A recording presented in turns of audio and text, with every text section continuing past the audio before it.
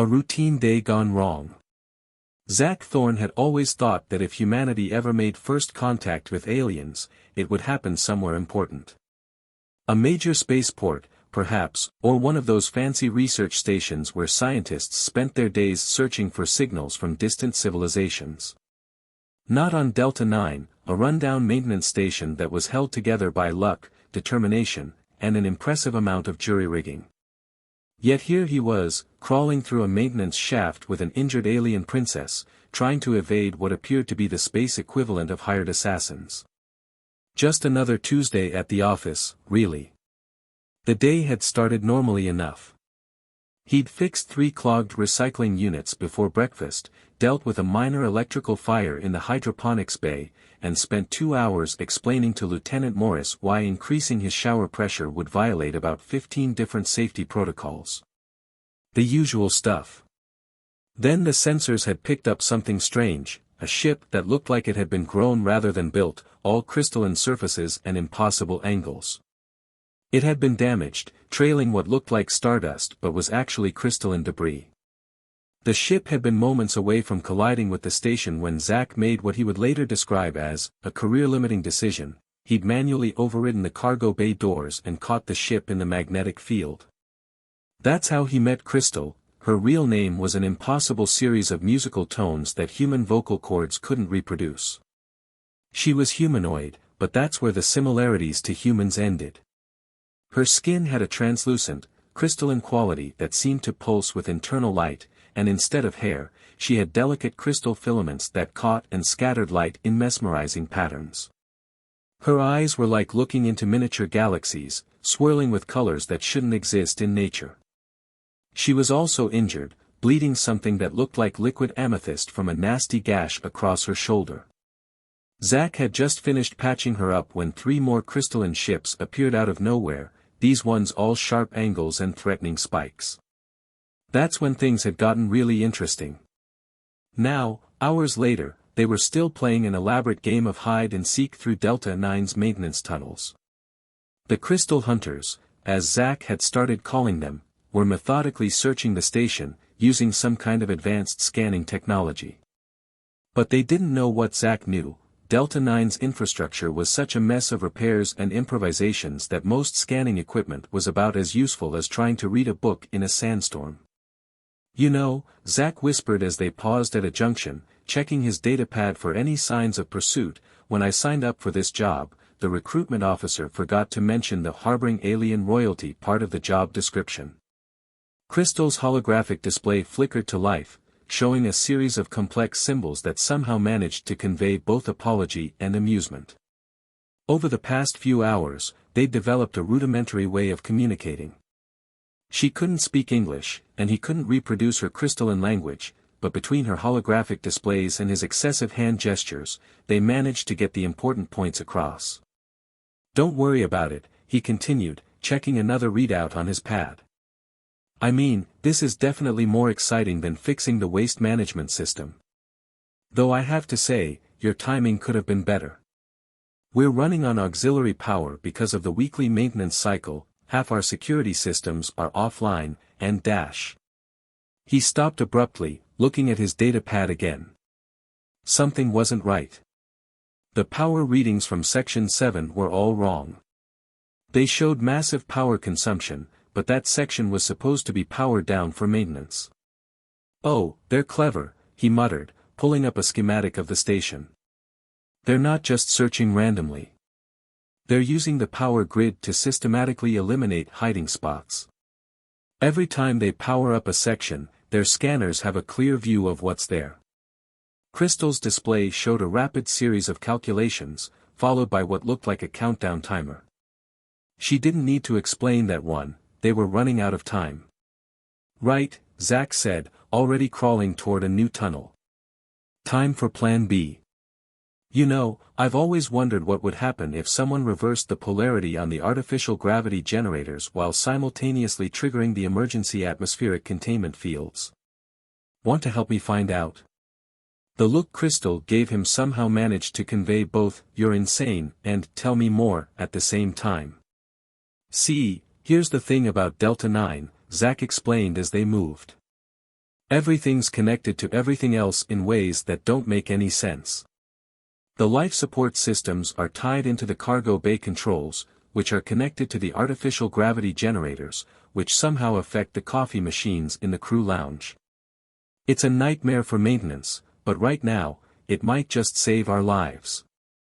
He led them to a maintenance hub, a small room filled with control panels and status displays. To most people, it would look like a chaos of wires and switches. To Zack, it was a symphony waiting to be conducted. Most people think maintaining a space station is all about fixing things, he said, pulling out his multi-tool. But sometimes, the real art is in breaking things in exactly the right way. Crystal watched intently as he started rerouting power connections and bypassing safety protocols.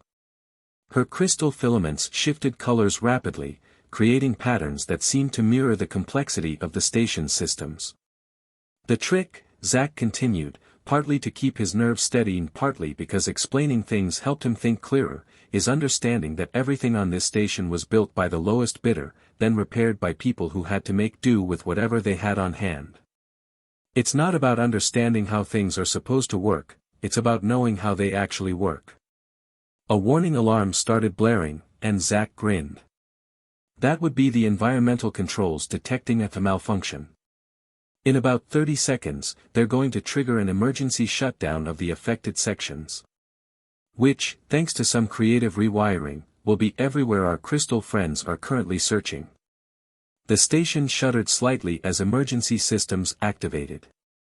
Through the walls, they could hear the distinctive sound of atmospheric containment fields snapping into place, followed by several loud thuds. And that, Zack said with satisfaction, would be the artificial gravity going haywire in those sections. Don't worry, the containment fields will keep them from taking any real damage. They'll just be floating around like confused space debris for a while.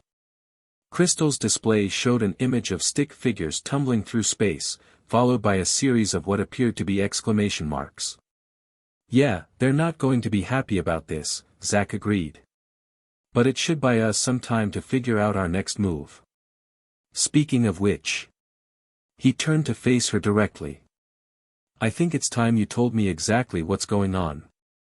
Who are these guys, and why are they so determined to catch you? Crystal's display flickered for a moment, then began showing a series of images. A massive crystalline city floating in space. A royal court filled with beings similar to her. A complex diagram that looked like some kind of star map. And finally, an image of what appeared to be a weapon, one that made Zack's eyes hurt just looking at it. Let me guess, he said slowly. This isn't just about capturing a runaway princess. They're after something bigger. Something that could change the balance of power out there. He gestured vaguely toward the stars visible through a nearby viewport. Crystal's nod was answer enough. Great, Zack sighed. And here I thought today was just going to involve fixing the recycling units again. He checked his datapad one more time. Well, the good news is, our crystal friends are going to be busy for at least an hour. The bad news is, we can't stay here. They'll figure out what happened eventually, and when they do, they're going to be really, really angry. He started gathering tools and supplies, stuffing them into his maintenance kit. So, Your Highness, what do you say we make things really interesting? Because I've got an idea, and you're probably not going to like it. Crystal's display showed a question mark, followed by what looked suspiciously like a facepalm emoji. How do you feel about taking a walk outside? Because I know a way off this station that isn't on any official blueprints. The catch is, we'll have to spacewalk between sections, and... He paused, looking at her injured shoulder. Well, let's just say it's going to be challenging. The crystal filaments on Crystal's head shifted to a deep purple, a color he'd come to associate with determination. Her display showed a simple image, two stick figures moving forward together. Yeah, Zack smiled. That's what I thought you'd say. Alright, let's go find ourselves some space suits. And maybe, if we're really lucky, we might even survive this. As they moved through the maintenance tunnels once more, Zack couldn't help but wonder how his life had taken such a dramatic turn. This morning, he'd been worried about fixing clogged pipes. Now he was planning a spacewalk with an alien princess while trying to outmaneuver crystalline assassins. One thing was certain, his next performance review was going to be really interesting. A walk among the stars. Finding space suits turned out to be the easy part. The hard part was modifying one to accommodate Crystal's unique physiology. Her crystalline structures required special consideration. Standard human suits weren't designed with crystal filaments and extra-jointed fingers in mind. "Hold still," Zack muttered, carefully adjusting the suit's neck seal. They were in one of Delta IX's emergency equipment storage rooms, which was really just a glorified closet stuffed with spare parts and safety gear. "I've never had to modify a suit for someone with crystalline skin before. No offense, but your biology is making this really complicated." Crystal's holographic display showed what appeared to be a technical diagram of her own physiology, complete with annotations. Unfortunately, the annotations were in her language, which looked like a cross between abstract art and advanced mathematics. "Thanks, but that's about as helpful as the station's original maintenance manual," Zack said, making another adjustment. Which, by the way, is written in 3 different languages, none of them matching the actual systems installed. A sudden tremor ran through the station, making them both freeze. The crystal hunters had managed to restore power to one of the sections faster than Zack had anticipated. They were running out of time. "Okay, this will have to do," he said, stepping back to examine his work. The modified suit looked like something from a fever dream, parts from 3 different suits cobbled together with emergency sealing foam and more than a few prayers. "It's not pretty, but it should keep you alive out there. Just, try not to move too quickly. Or breathe too hard. Or think too intensely about the fact that only a few centimeters of jury-rigged material separate you from the vacuum of space." Crystal's display showed an image of what looked like a human giving a thumbs up, followed by a question mark. She was picking up human gestures quickly. "Yeah, that means, good to go, or, okay," Zack confirmed, starting to put on his own suit. "Though in this case, maybe we should go with as good as it's going to get while being chased by angry crystal people." As they suited up, Zack explained his plan. "There's an auxiliary maintenance airlock in Section 12. It's not on any official maps because it was added during an emergency repair about 10 years ago. The station was hit by a micrometeorite, and they needed a way to access the outer hull quickly. After the repair, they were supposed to seal it up, but..." He shrugged. "Budget cuts. They just locked it and pretended it didn't exist." Crystal's display showed a series of complex calculations, followed by what looked like a trajectory plot. "Yeah, that's the tricky part," Zack agreed, checking the suit's oxygen levels. "We'll have to cross about 50 meters of open space to reach the emergency shuttle bay. The good news is, the station's rotation will actually help us. If we time it right, we can use the centripetal force to our advantage. The bad news is, if we time it wrong, we'll either slam into the hull at high speed or drift off into space." Another tremor shook the station, stronger this time. Crystal's crystal filaments shifted to a worried shade of blue. "No pressure, right?" Zack forced a grin, then remembered she couldn't see his face through the helmet.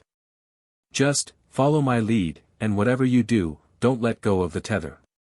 They made their way to the auxiliary airlock, moving as quickly as they dared in the bulky suits. Zack had to admit, Crystal adapted to moving in the suit remarkably well, despite her injury and the suit's makeshift modifications. The airlock was exactly where Zack remembered it, hidden behind a panel marked, "High Voltage, Do Not Open." He'd found it during his first month on the station, while trying to trace a power fluctuation that turned out to be caused by a family of space rats nesting in the wiring. "Okay," he said, starting the airlock cycle. "Once we're out there, we'll have about 20 minutes before the hunters realize where we've gone. The station's external sensors are pretty basic, they're designed to track meteorites and space debris, not people in suits.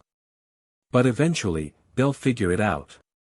Crystal's display showed a simple message, ready. The airlock cycled, and then they were out among the stars. Despite the situation, Zack couldn't help but pause for a moment, struck by the view. Delta 9 stretched out above them, its massive wheel-like structure slowly rotating against the backdrop of infinite space. Scattered starlight reflected off Crystal's suit, creating miniature rainbows that danced across her visor. Right, Zack said, shaking himself out of his reverie. Time to do something incredibly stupid. He secured their tether and did one final check of their suits. Remember, we're aiming for that maintenance hatch near the emergency shuttle bay. See it? The one with the faded yellow warning stripes. Crystal nodded, her crystal filaments creating strange, beautiful patterns inside her helmet. On my mark, we're going to push off. The station's rotation will carry us around, we just need to guide our trajectory and try not to think too hard about the fact that we're floating in space with nothing but modified suits and questionable physics keeping us alive. He took a deep breath. 3, 2, 1, mark. They pushed off together, and suddenly they were flying. The sensation was unlike anything Zack had experienced in his 3 years on Delta 9. He'd done spacewalks before, of course, routine maintenance required them, but never anything like this. They were moving fast, using the station's rotation to carry them toward their target. Crystal's display, visible through her visor, showed rapidly changing calculations as she adjusted their trajectory with precise movements. Zack had to admit, she seemed to have an intuitive understanding of orbital mechanics that made his training look amateur by comparison. They were about halfway to their target when Zack's helmet comm crackled to life. The sound made him jump so badly he nearly lost his grip on the tether. Zack Thorne, a voice said, speaking perfect English but with an odd, crystalline quality to it. I must admit, you've proven more resourceful than we anticipated. Most humans would have handed the princess over at the first sign of trouble. Yeah, well, Zack replied, trying to keep his voice steady as they continued their arc through space. Most humans don't spend their days fixing things that should have been replaced 10 years ago. Makes you get creative. Indeed. The voice sounded amused. A valuable trait. Which is why I'm going to make you an offer. Return the princess to us, and we'll make sure your abilities are properly rewarded. Your station could certainly use some upgrades. Crystal's display flashed a urgent warning, but Zack was already shaking his head. Thanks, but I'm going to have to pass. See, I've got this weird thing about not helping people who shoot at maintenance workers and chase injured refugees through space stations. Admirable principles, the voice said, its crystalline tone hardening. But ultimately foolish. You have no idea what you're involving yourself in. The technology the princess carries, it could reshape the balance of power across entire galaxies. You know what's funny? Zack replied, checking their trajectory as they continued their arc through space. Everyone always talks about reshaping galaxies and shifting the balance of power. But in my experience, people who talk like that usually just want power for themselves. They don't care about the maintenance workers who have to keep things running. Crystal's display showed a series of rapid images, star systems, massive fleets of crystalline ships, and what looked like some kind of superweapon. The message was clear, the stakes were even higher than Zack had imagined. Last chance, maintenance worker Thorne, the voice said. Surrender now, or dash. Or what? Zack interrupted. You'll shoot us. Out here. With your princess in the line of fire? Somehow, I don't think so. Besides. He allowed himself a small grin. You might want to check your ship's internal atmosphere readings. There was a pause, then the voice came back, sharp with alarm. What did you do? Me? Nothing much. Just used the station's systems to transmit a specific frequency through your shields while we were playing hide and seek. Something that resonates really well with crystalline structures. Like, say, your life support systems. You've got about 10 minutes before the microfractures start causing problems. Better hurry back to your base for repairs. It was a bluff, of course. Zack had no idea if such a thing was even possible. But he'd learned long ago that sometimes, the appearance of knowing what you're doing was just as good as actually knowing. The communication cut off abruptly. Through their visors, Zack and Crystal could see the crystalline ships turning, their sharp angles catching the starlight as they moved away from the station. "They'll be back," Zack said, focusing on their approach to the maintenance hatch. "But hopefully not before we're long gone." Now comes the tricky part, stopping without becoming a very colorful smear on the hull. Crystal's display showed what looked like detailed vector calculations, and she adjusted their trajectory with precise movements. They slowed their approach using carefully timed bursts from their suit thrusters, finally coming to rest against the hull near the maintenance hatch. "Okay," Zack said, trying to catch his breath. "That was, actually kind of amazing. Where did you learn to calculate orbital trajectories like that?" Crystal's display showed a series of images, what appeared to be a massive crystalline academy, complete with spacesuited figures practicing maneuvers among the stars. Then the image shifted to show her sneaking out of formal diplomatic functions to join these training sessions. A princess who'd rather learn practical skills than attend royal ceremonies? Zack chuckled as he worked on the hatch controls. "I think I'm starting to understand why those guys are so worried about you." The hatch finally opened with a hiss of escaping air, and they pulled themselves inside. As the airlock cycled, Zack began checking their suits for any damage from their spacewalk. "Well, the good news is we made it," he said, helping Crystal out of her modified suit.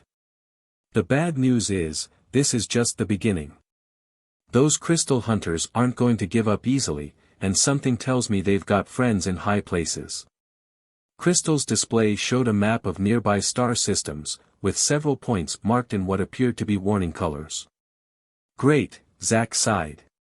"So we're not just dealing with a few angry crystal people, we're looking at an entire faction of them. You know, when I woke up this morning, my biggest worry was fixing the coffee machine in the crew lounge. Now I'm involved in what appears to be an interstellar conspiracy." He checked his datapad, which was somehow still working despite everything they'd put it through. "The emergency shuttle bay is just through here. The shuttles aren't much, they're basically just life pods with better engines, but they should be able to get us to the nearest major station. From there." He looked at Crystal. "Well, I guess that depends on where we need to go. Want to fill me in on the rest of the story?"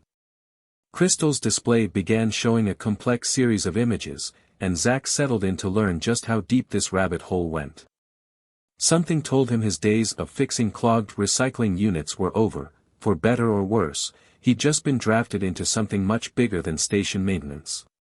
As he watched Crystal's explanation unfold in holographic images, Zack couldn't help but wonder if the station's insurance policy covered accidental involvement in interstellar politics.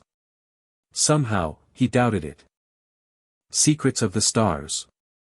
The emergency shuttle looked exactly like what it was, a last resort escape vehicle that had been maintained on the smallest possible budget.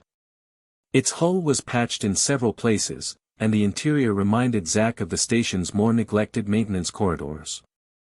"Home sweet home," he said, running through the pre-flight checks. "At least for the next few hours. Don't worry about the warning lights, they've been on since before I started working at Delta 9. Crystal's display showed what appeared to be a detailed technical analysis of the shuttle's systems, complete with at least 30 points of concern highlighted in angry red. "Yeah, I know," Zack agreed, bypassing another safety warning. "But right now, our choices are this or trying to explain to those crystal hunters that it was all a big misunderstanding. Besides..." He patted the shuttle's control panel affectionately. "She might not look like much, but I've personally repaired half these systems. They're not pretty, but they work." As if to contradict him, the engines chose that moment to make a sound like a dying whale gargling gravel. "That's normal," Zack said quickly. "Mostly. Sort of. Look, just think of it as adding character. Crystal's display showed what could only be described as the holographic equivalent of an eye roll, followed by more technical data. She moved to one of the shuttle's maintenance panels and began making adjustments with her crystalline fingers. "Hey, what are you, oh?" Zack watched in amazement as the shuttle's systems began showing improved readings across the board. "Okay, either you're some kind of mechanical genius, or that crystalline technology of yours is even more impressive than I thought." The display shifted to show what looked like a teaching scene, Crystal learning about various technologies from beings similar to herself. Then it showed her sneaking into maintenance bays, modifying ships, and generally doing exactly what station supervisors everywhere feared, improving things without proper authorization. A princess who knows her way around engine rooms. Zack grinned. No wonder those guys are so desperate to catch you. You're not just carrying valuable technology, you know how to use it. Crystal's nod was solemn, and her display shifted to show something that made Zack's eyes hurt just looking at it.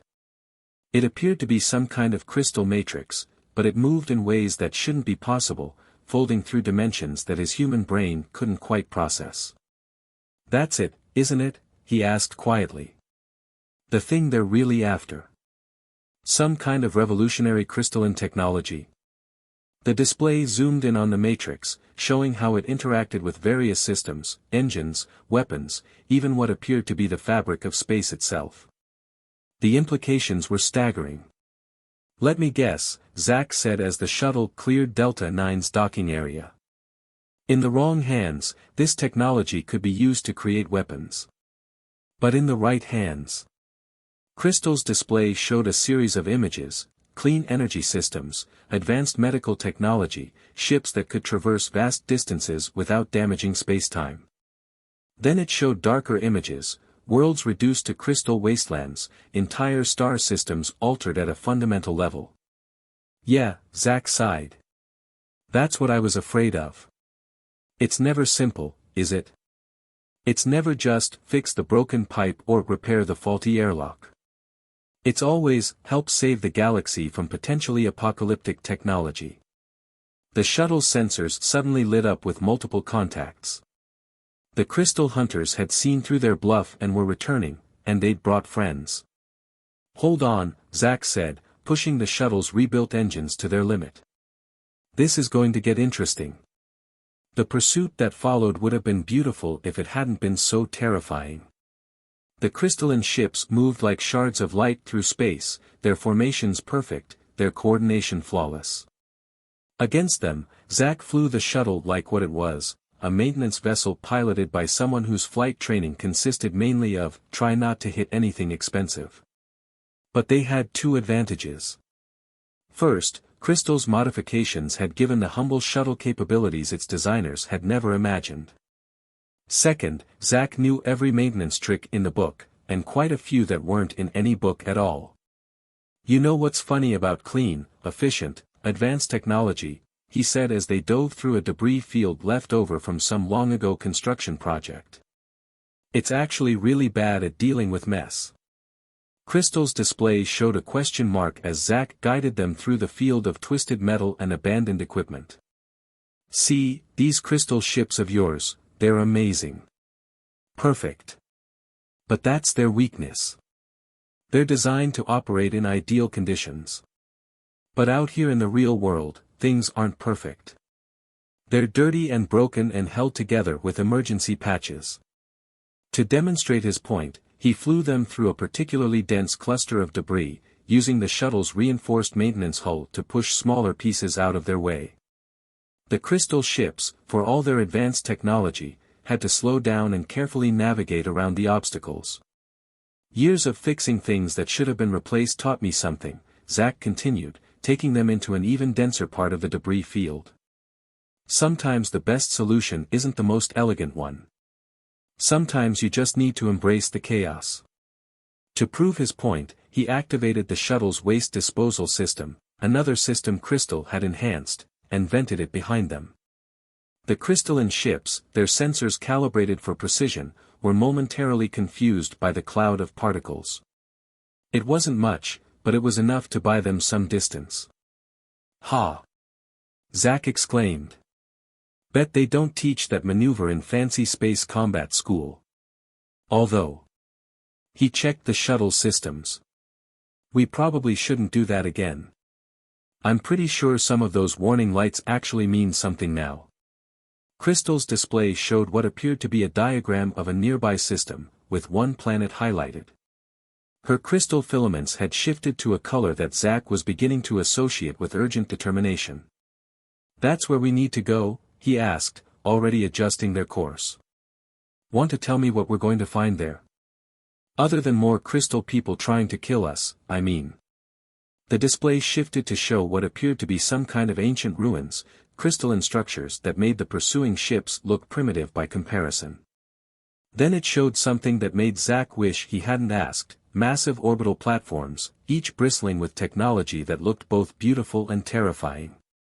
Let me guess, he said dryly. Those aren't friendly research stations dedicated to advancing peaceful scientific knowledge. Crystal's head shake was answer enough.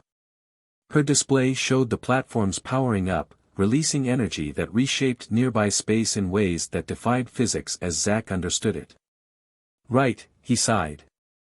Because it would be too much to ask for this to be simple. You know, I'm starting to miss the days when my biggest problem was explaining to Lieutenant Morris why he couldn't install a hot tub in his quarters. The shuttle's sensors beeped a warning, more crystalline ships were approaching from multiple vectors. They were running out of debris field to hide in. Okay, Zack said, his mind racing through options. We can't outfight them, we can't outrun them forever, and I'm pretty sure we're almost out of things to throw at their sensors. Any chance those modifications you made included some kind of super-secret crystal technology that could help us out here? Crystal's display showed a complex series of calculations, followed by what looked like a blueprint of the shuttle with several systems highlighted.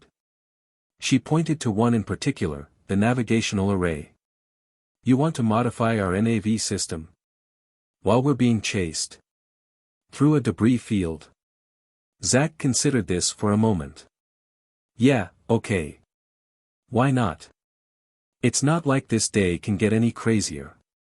As Crystal began working on the navigation array, Zack kept them moving through the debris field, using every trick he'd learned in 3 years of maintenance work to keep their pursuers at bay. He had to admit, there was something oddly familiar about all this. It wasn't so different from his usual work days, just replace fixing broken systems while avoiding regulatory violations, with fleeing crystal assassins while breaking several laws of physics. You know, he said as crystals interfaced with the shuttle systems in ways that probably violated at least a dozen safety protocols, when this is all over, assuming we survive, you're going to have to teach me how some of this technology works.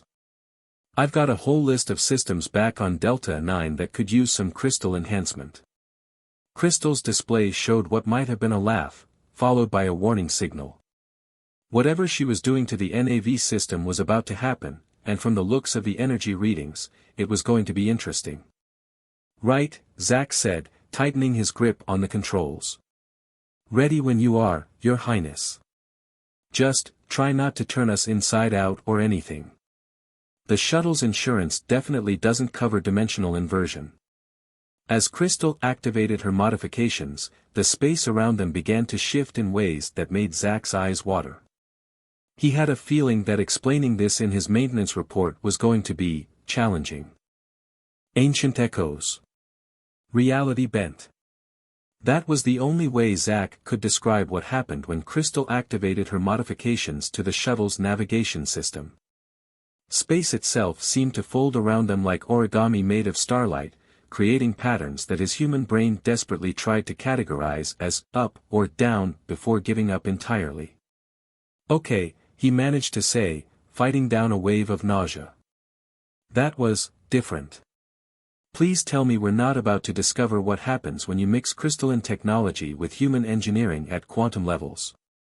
Crystal's display showed what appeared to be reassuring data, though the fact that some of the numbers had more dimensions than they should probably wasn't a good sign. Her crystal filaments had taken on a deep, concentrated purple as she worked to stabilize whatever she'd done to their navigation systems. When the universe finally decided to make sense again, they were somewhere else entirely. The debris field and their pursuers were gone, replaced by a view that made Zack question everything he thought he knew about space travel. They were orbiting a planet that shouldn't exist. Its surface was covered in crystalline structures that made Crystal's ship look primitive by comparison. Massive formations rose from the surface into space itself, creating a geometric web that seemed to ignore most laws of physics. Energy patterns danced between the structures, forming what looked like circuit diagrams written in light.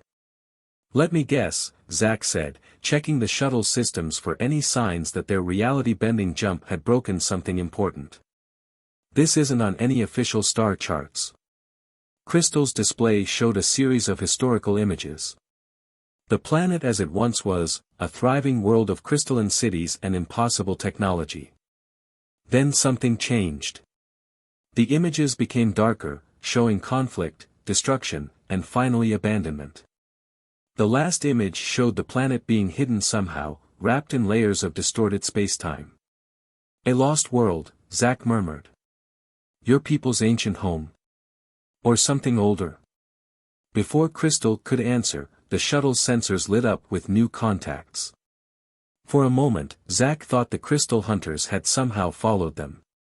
But these signatures were different, older, more complex, and decidedly more threatening. Massive platforms that had appeared dormant began to activate, their crystalline surfaces coming alive with patterns of light. They were defense platforms, Zack realized, but on a scale that made human military installations look like children's toys. "Please tell me you have authorization codes or something," he said, already preparing to throw the shuttle into evasive maneuvers. "Because I really don't want to find out what happens when ancient crystal defense systems decide we're hostile." Crystal's display flickered rapidly as she interfaced with the shuttle's communications array. Complex patterns of light and sound pulsed outward, carrying what Zack hoped was some kind of recognition signal and not a really elaborate way of saying, "Shoot here." The defense platforms responded with their own signals, creating a symphony of crystalline frequencies that made the shuttle's hull vibrate in sympathy. Then, slowly, a path began to open through their formation. "They recognize you?" Zack asked, carefully piloting the shuttle along the designated route. "Or at least they recognize whatever credentials you're broadcasting." The display showed a complex family tree of sorts, tracing Crystal's lineage back through generations of crystalline royalty. At its root was an image that matched some of the structures they could see on the planet's surface. "Right," Zack nodded. "You're not just any princess, you're connected to whatever civilization built all this." "Which means?" He looked at the planet again, understanding dawning. "This is where that technology you're protecting came from. The thing those hunters are so desperate to get." Crystal's solemn nod was accompanied by a series of images showing the technology's development, its testing, and finally its containment.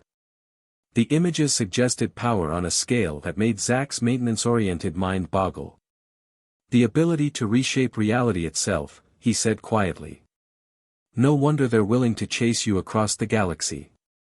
With that kind of power, they could do pretty much anything. Remake worlds, reorganize space, probably even rewrite history itself." The display shifted to show scenes of devastation, worlds transformed into crystalline wastelands, entire systems reshaped according to someone's twisted vision of perfection. Then it showed something worse, beings of pure crystal, their original organic nature completely transformed. And that's what the hunters wanted for, isn't it? Not just weapons or power, but transformation. They want to, what? Turn everything into crystal. Make reality match their idea of perfection. As they descended through the planet's atmosphere, following a path marked by ancient guidance systems, Crystal's display showed more of the story. A faction within her people who believed that the organic and the crystalline shouldn't coexist, that everything should be transformed into crystal, perfect and eternal. They had tried to use the ancient technology once before, leading to the devastation and abandonment of this very world. So you're not just running from them, Zack realized. You're trying to keep history from repeating itself. But why come here? This place is obviously important, but it's also the first place they'll look once they figure out how we disappeared. The shuttle settled onto a landing platform that looked older than human civilization. Around them, crystalline structures rose like the bones of forgotten gods, their surfaces alive with patterns that seemed to respond to Crystal's presence. Crystal's display showed a series of images that made Zack's head hurt.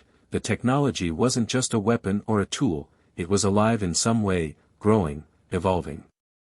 The faction hunting her didn't just want to use it, they wanted to merge with it, to become something beyond either organic or crystalline. And you think there's something here that can help us stop them? Zack asked, running a final check of the shuttle's systems before powering down. Some way to contain this technology or prevent them from misusing it? The display showed a complex series of chambers deep within the crystalline structures, leading to something that defied easy description, a nexus point where crystal and energy and possibility all merged. Right, Zack said, gathering his tools. Some habits died hard, and he had a feeling his maintenance skills might come in handy even in this ancient place. Into the heart of an abandoned crystal city, looking for technology that could rewrite reality itself, while being chased by fanatics who want to turn everything into crystal. Just another day at the office, really. As they prepared to leave the shuttle, Crystal's display showed one more image, a warning. The ancient defenses hadn't just been set up to keep people out, they were also meant to keep something in. Of course, Zack sighed, checking the charge on his multi-tool. Because this wouldn't be proper maintenance work without the risk of releasing some ancient horror by accident. You know, I'm starting to think Delta 9's employee insurance really doesn't cover any of this. They stepped out onto the crystalline surface of a world that had been hidden from the galaxy for millennia. Above them, the defense platforms continued their silent watch, their patterns reflecting off Crystal's form like scattered starlight. Somewhere in the distance, something pulsed with power that felt older than stars. Well, Zack said, trying to sound more confident than he felt, at least this can't be any more dangerous than that time Lieutenant Morris tried to install a personal fusion reactor in his quarters. Speaking of which, he looked at Crystal. After this is over, we really need to talk about upgrading Delta 9 systems. I've got some ideas that could use a Crystal Princess's touch. Crystal's display showed what might have been laughter, followed by a map leading deep into the heart of the ancient city. Whatever answers they were looking for, whatever power could help them stop the Crystal Hunters, it was waiting for them somewhere in that geometric maze of light and shadow. Right then, Zack said, taking a deep breath. Let's go see what kind of maintenance issues a city-sized crystal computer develops after a few thousand years of neglect. Just, try to warn me if anything looks like it might try to crystallize my atoms or fold me through extra dimensions. My toolkit definitely doesn't cover that kind of repair work. The heart of Crystal. The ancient city's maintenance tunnels, because apparently even crystal beings needed maintenance access, were both familiar and deeply alien to Zack.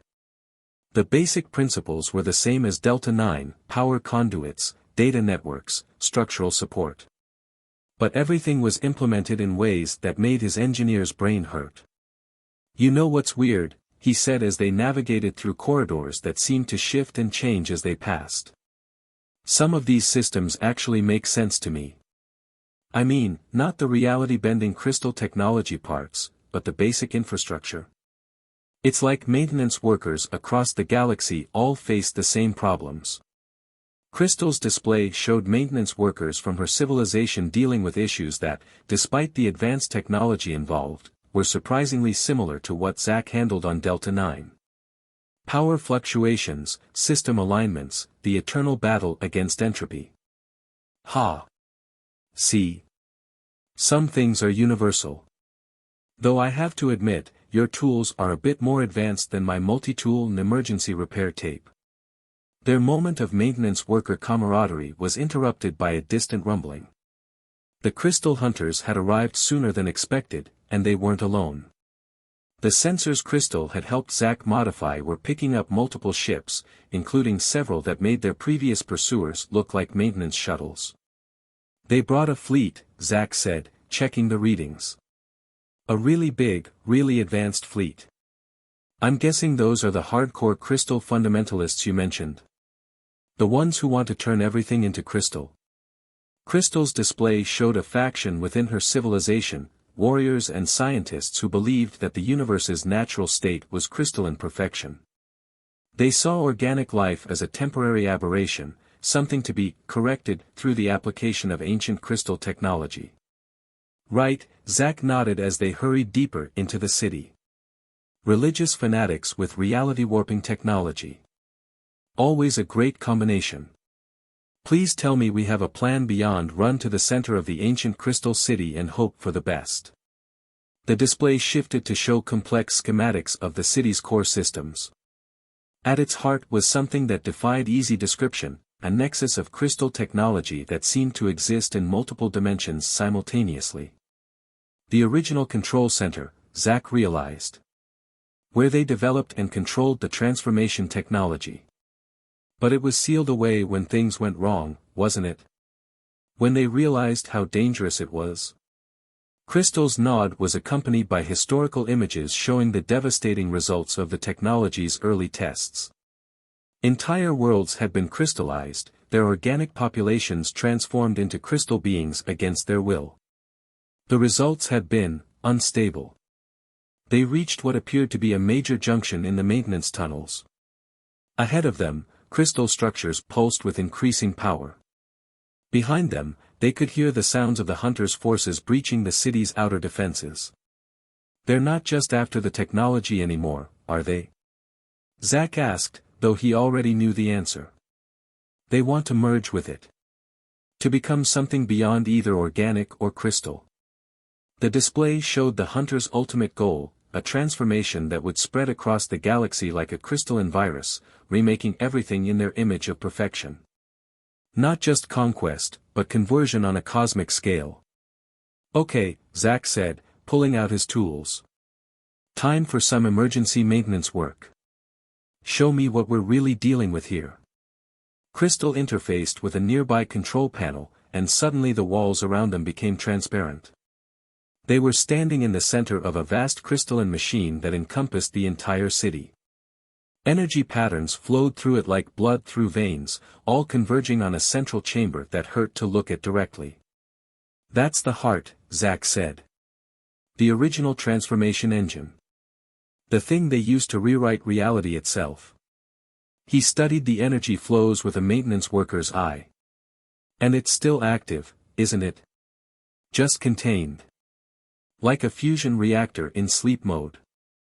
Crystal's display showed the containment systems, layers upon layers of safeguards and failsafes, all designed to keep the transformation engine in check. But they were failing. The hunters' attacks were disrupting the ancient defenses, and the engine was beginning to wake up. They're not just trying to capture it, Zack realized. They're trying to trigger it.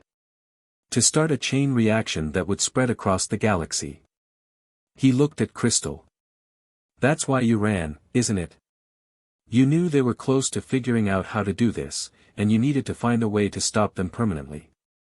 The display showed Crystal's journey, discovering the hunters' plans, realizing they had infiltrated the highest levels of her civilization's government, and finally fleeing with the key to controlling the transformation engine. But now they had followed her here, to the source of the technology itself.